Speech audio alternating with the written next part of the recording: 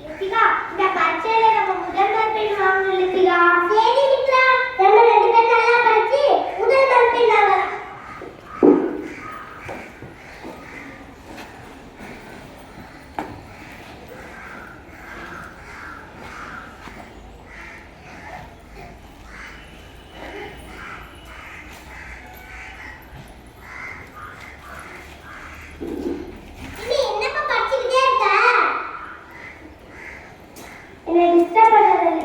நான் படிச்சுட்டு தானே இருக்கேன். இடையில பேசினா எனக்கு புரியாது.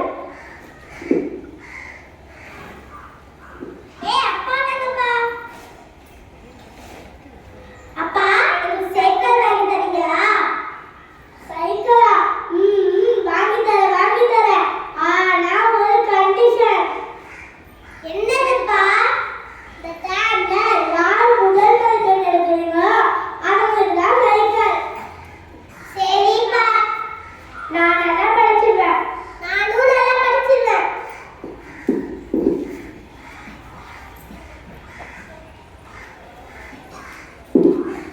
நமக்கு தான் ஒரு ஐடியா தெரியுமே. டியூஷன்ல குச்சிக்கு முக்கியமான வினாக்களை மட்டும் படிச்சுட்டு எப்படியாவது அப்பா கிட்ட சைக்கிள் வாங்கிடும்.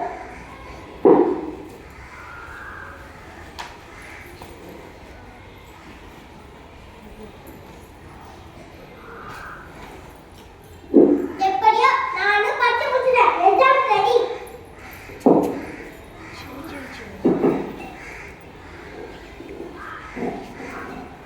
அப்பாடி, எப்படியோ படிச்சு முடிச்சாச்சு. நம்ம ஒரு வரி கூட விடாம படிச்சாதான் இந்த பாடத்தினுடைய பொருள் புரியும். பொருள் புரிஞ்சாதான் பண்புகள் எல்லாம் நம்ம வாழ்க்கைக்கு தேவையான நடைமுறைகளை புரிஞ்சு தகுந்த நேரத்துக்குள்ள படிச்சு கேட்கிற கேள்விக்கெல்லாம் பதில் அளிச்சு நல்ல மதிப்பெண் வாங்க முடியும். எதை படிச்சாலும் பொருளை புரிஞ்சுதான் படிக்கணும்.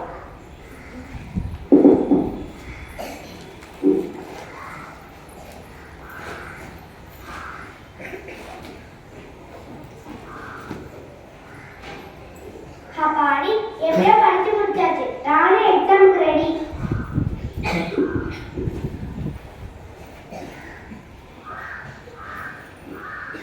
எக்ஸாமுக்கு டைம் ஆச்சுன்னு லித்திகா, வா ஸ்கூலுக்கு போயிட்டு வரலாம்.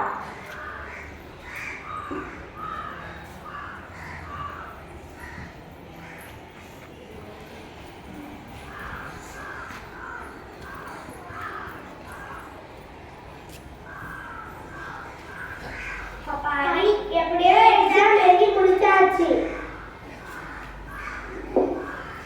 ஐ ஜாலி. இரண்டாம் பருவத்துக்கான தேர்வுகள் அறிவிக்கப்படுகின்றது. முதல் மதிப்பெண் லித்திகா, இரண்டாம் மதிப்பெண் மித்ரா. அதிக மதிப்பெண் பெற்ற மாணவர்களுக்கு வாழ்த்துக்கள்.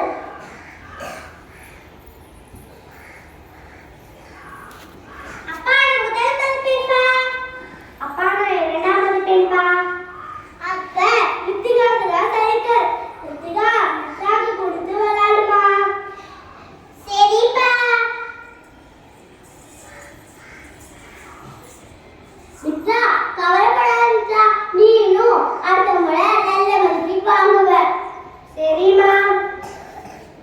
மித்ரா, லித்திகா, ரெண்டு பேரும் நல்ல மதிப்பெண் வாங்கியிருக்கீங்கல்ல, போய் கிளம்பிட்டு வாங்க, நம்ம ஒரு இடத்துக்கு போகலாம். சுமி, பிள்ளைங்க ரெண்டு பேரும் நல்ல மதிப்பெண் வாங்கியிருக்காங்கல்ல, அவங்க கோயிலுக்கு கூப்பிட்டு போய் கடவுள்கிட்ட நன்றி சொல்லிட்டு வர வழியில ஒரு சைக்கிள் வாங்கிட்டு வருவோமா? சரிங்க.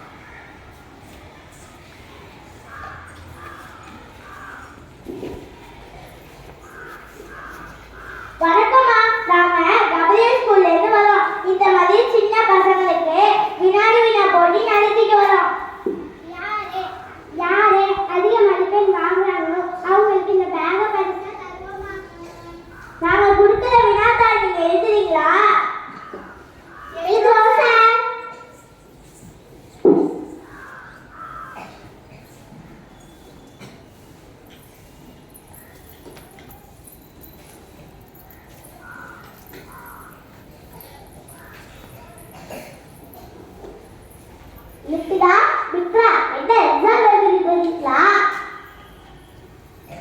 ஆமா மிஸ். நீங்க எங்க மிஸ் இந்த சைடு? இந்த பக்கம் கடைக்கு போலாம் சொன்னமா. உங்களை பார்த்தோல கேக்குறமா. வினாடி நான் போட்டிக்காக பிள்ளைங்க பரிசை எழுதிருக்காங்க மேடம். Okay sir.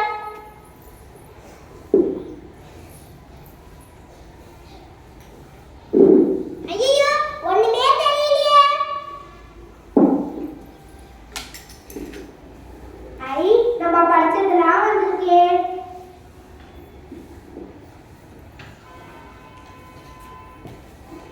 முடிச்சிட்டீங்களாமா?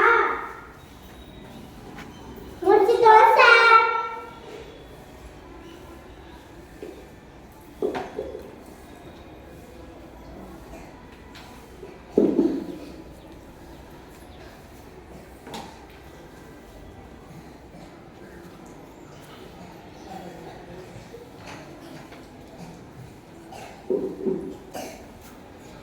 ஆமா இல்ல miss ஆயாரே.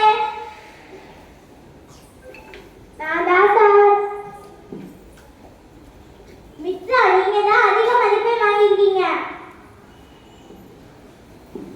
Thank you sir. Nithika Nithika நீங்க குறைவான மதிப்பெண் தான் வாங்கிருக்கீங்க. என்னது குறைவான மதிப்பெண் தான்? எப்பொழுது நீதானே எடுப்ப நித்திகா? இப்ப என்னாச்சு? அதற்கான காரணத்தை நான் சொல்றேன். லித்திகா இப்போதும் டியூஷன்ல நடக்கிற முக்கியமான விழாக்களை மட்டும்தான் படிப்பா. ஆனா மித்ரா பாடத்தில் உள்ள எல்லா வரிகளையும் படித்து பொருளை உணர்ந்து படிப்பா. அதனால தான் அவளுக்கு திடீர்னு கேட்ட வினாடி விழா போட்டியில முழு மதிப்பெண் வாங்க முடிஞ்சது. இப்ப புரியுதா உண்மையான படிப்பு என்னன்னு? மாணவர்களே நீங்களும் பாடங்களை படிக்கும் பொழுது பொருளை உணர்ந்து கருத்துக்களை உள்வாங்கி படிக்கணும். சரியா மாணவர்களே? மித்ரா நீங்க அதிக மதிப்பெண் வாங்கினதுனால கவிஞர் ஸ்கூல் சார்பாக இந்த பேக் உங்களுக்கு பரிசா தரோம். கேமராமேன் ஒரு போட்டோ எடுங்க.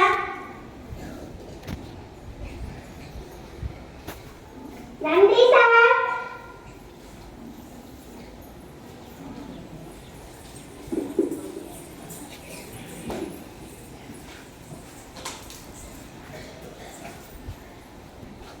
அன்பான